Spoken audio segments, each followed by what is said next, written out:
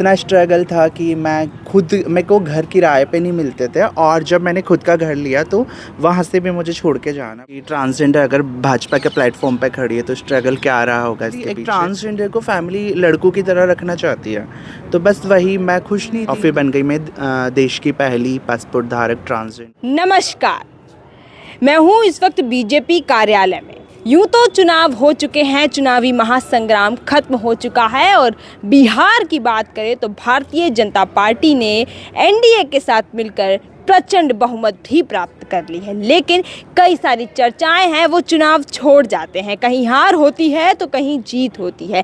इसीलिए कई सारी लाइनें हैं, वो आपने सुनी भी होंगी कि क्या हार में क्या जीत में किंचित नहीं भयभीत में, संघर्ष पथ पर जो भी मिला यह भी सही वो भी सही। जो हारा है उसके लिए स्ट्रगल था, उसने कुछ सीखा, जो जीता है उसके लिए खुशी की बात। हमारे साथ इसलिए बात करेंगी रोजी बारोलिया जी, और इनके लिए जितना कहें उतना कम है। ये देश की पहली ऐसी ट्रांसजेंडर हैं जिन्होंने सबसे पहले पासपोर्ट बनवाया था और उसके बाद कई सारे एनजीओज़ के साथ जुड़ी, काम किया, नई सोच को डेवलप किया है, और उसके बाद भारतीय जनता पार्टी से जुड़ी हुई और बहुत अच्छे तरीके से काम करती है। एक कहेंगे कि अच्छा लीडर कार्यकर्ता के रूप में बीजेपी को अगर मिला है तो वो ये मैम मिली है। सबसे पहले तो मेरा नमस्कार, मैं नमस्कार बोलना चाहूँगी। सबसे पहला मैम मेरा यही सवाल है कि आपका स्ट्रगल, आपका फेस क्या कुछ रहा होगा, आप अपनी जर्नी से निकलकर बीजेपी तक कैसे पहुंची, कहां कहां जुड़ी और कैसे कहां, मतलब पूरा जर्नी आपकी रही। जैसा कि आप पूछ रहे हो मैं बीजेपी में कैसे आई, मेरा स्ट्रगल क्या था, तो स्ट्रगल की तो बात हम करने लगे तो स्ट्रगल तो बहुत सारा था मेरी लाइफ में। स्ट्रगल तो आप देख सकते हैं, अगर भाजपा के प्लेटफॉर्म पे खड़ी है तो स्ट्रगल क्या रहा होगा इसके और पीछे। मेरी जो निजी लाइफ है उसमें भी बहुत सारा मेरा स्ट्रगल था। मैं शुरू से मुख्य धारा में जुड़ी हुई हूँ, और एक ट्रांसजेंडर का मुख्य धारा में रहना बहुत बड़ी बात है। इसमें बहुत संघर्ष लगे हैं मेरे, काफ़ी संघर्ष मैंने किया है। मैंने खुद का अस्तित्व मुख्य धारा में बनाने के लिए बहुत एफर्ट्स मैंने डाले हैं। बहुत प्रॉब्लम्स मुझे आई, जैसा कि इवन इतना स्ट्रगल, मेरे को घर किराए पे नहीं मिलते थे, और जब मैंने खुद का घर लिया तो वहाँ से भी मुझे छोड़ के जाना पड़ा। लाइक जैसे कोई भी फीमेल्स निकल रही है वो बिल्ली रास्ता काट देती है, वैसे मेरे को देख के पीछे चेंज कर लिया अपना रास्ता, जैसा कि बिल्ली रास्ता नहीं काट देती बस वैसे ही। तो इसी तरीके से मेरे को बहुत शुभ अशुभ का देखते थे। शुभ अशुभ तो देखो, ट्रांसजेंडर तो शुभ ही होते हैं। हाँ। लेकिन ट्रांसजेंडर्स अगर घर पे दुआएं देने आए तो उनको अच्छा लगता है, लेकिन अगर घर में रहे ट्रांसजेंडर्स, घर में सोसाइटी में, तो फिर वो बेकार लगता है, वो फिर अच्छा नहीं माना जाता। ऐसा लोगों की सोच है। तो बस, लेकिन मैं भी पीछे नहीं हटी। मैं एक बार के लिए घर छोड़ के चली गई, बट वापस से आई, मैं वापस से खुद को खड़ा किया, अस्तित्व बनाया खुद का। बस, तो आज मैं उसी सोसाइटी में एक इज्जत की ज़िंदगी जी रही हूँ। आज सब लोग वाह करते हैं। बहुत बदलाव देखने को मिला। और भारतीय जनता पार्टी से मैं जुड़ी, इसमें भी मेरे को बहुत मेहनत मैंने करी बहुत, और किस्मत ने भी मेरा बहुत अच्छा साथ दिया। शुरू से मैंने बहुत संघर्षी जीवन जिया है, और संघर्ष के साथ साथ मेरे जो संघर्ष रहे हैं उनके साथ किस्मत ने पूरा साथ दिया है। भगवान में धर्म से जुड़ी हुई हूँ, धर्म हिंदू धर्म का, मैं बहुत सनातन का रिस्पेक्ट करती हूँ, और मैं बहुत स्पिरिचुअल हूँ, भगवान को बहुत मानती हूँ। बस कहीं ना कहीं एक डिवाइन पावर है, वो मेरे साथ है। क्या कुछ आपका फैमिली बैकग्राउंड रहा जो आपको इतनी मजबूतियाँ मिली, क्योंकि आपने अपने जीवन में वो फेज़ देखा है जहाँ पर लोग टूट जाते हैं। हाँ बिल्कुल, मैं अकेली थी। मेरे पास, मैं कभी ट्रांसजेंडर समुदाय में नहीं गई, और मेरे पास मेरी फैमिली भी नहीं थी। मैं अकेले, मैंने संघर्ष किया है, अकेले लड़ी हूँ, खुद के लिए लड़ी हूँ। बहुत बार सोचा था अपनी कि फैमिली को कब छोड़ दिया था?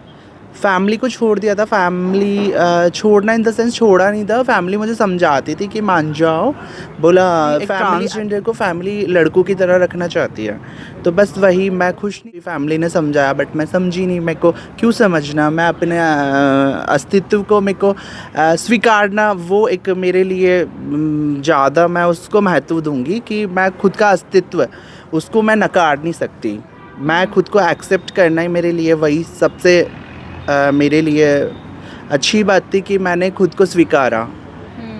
ऐसा स्वीकारा कि आप बीजेपी तक यहाँ पर आए, एक अच्छे कार्यकर्ता के रूप में आपको आज सभी जानते हैं। तो बीजेपी से जुड़ी कितना समय हो गया आपको? बीजेपी से वैसे तो मैं बहुत सालों से जुड़ी हुई हूँ। बचपन से ही मैं भारतीय जनता पार्टी के विचारधाराओं से बहुत प्रभावित हूँ, और माननीय प्रधानमंत्री जी हैं, उनकी विचारधाराओं का तो कहना ही क्या। वो तो एक देवता है, उनसे तो मैं बहुत प्रभावित हूँ बचपन से ही। और भाजपा में मैं जो जॉइनिंग मैंने करी है एक अच्छे तरीके से, वो 1 साल मुझे हो गया। 1 साल हो हाँ गया। जी। आज तक आपको बीजेपी के सबसे अच्छे क्या-क्या कोई काम लगे? क्योंकि बहुत सारी योजनाएँ, बहुत सारे कहेंगे कि वन डे प्रोग्राम्स और बहुत सारे सेशंस हैं बीजेपी चलाती रहती है युवाओं को, महिलाओं को, या फिर कहेंगे कि बहुत सारे ऐसे रोज़गार के काम लेकर आते हैं। अब कुछ अच्छा लगा है आपको? हाँ, बीजेपी के तो सारे काम ही अच्छे हैं। आज ट्रांसजेंडर्स कम्युनिटी के लिए भी बीजेपी ने बहुत कुछ किया है, मोदी जी ने। इससे पहले किसी ने नहीं सोचा ट्रांसजेंडर्स के लिए। अब ट्रांसजेंडर्स भी ग्रो कर रहे हैं, और महिलाओं को भी आगे लाया है, जैसा कि काफ़ी बेटी बचाओ बेटी पढ़ाओ, काफ़ी सारी योजनाएं मोदी जी ने चलाई है। तो युवाओं को रोज़गार भी मोदी जी ने दिया है।